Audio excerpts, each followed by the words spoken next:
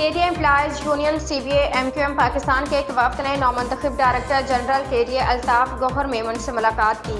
KDA employees union CBA MQM Pakistan کے ایک وفد کے یونین آرگنائزر اور KDA یونٹ کے انچارج سید عمران حسین کی سربراہی میں نومنتخب ڈائریکٹر جنرل KDA الطاف گوہر میمن سے ملاقات کی۔ اس موقع پر جوائنٹ انچارج عامر محمد، جوائنٹ محمد اکبر اور ملاقات میں CBA کے صدر محمد عبدالمعروف، general secretary Qamar Abbas, KDA officer association کے صدر خرم عارف، جنرل سیکرٹری طاہر جاوید، نائب صدر فیصل بخاری اور union committee members Nadeem Khokhar, Adil Sher Afgar, Waheed موجود تھے۔ وفد نے ڈائریکٹر جنرل KDA کا عہدہ سنبھالنے پر الطاف گوہر میمن کو پھولوں کا گلدستہ پیش کیا اور دل کی گہرائیوں سے مبارکباد پیش کی۔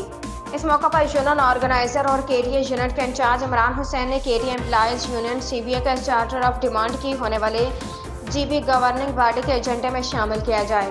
اس موقع پر CBA کے صدر محمد عبدالمعروف نے کہا کہ آج 6 نومبر ہو چکی ہے اور حکومت سندھ سے ابھی تک گرانٹ نہیں آئی۔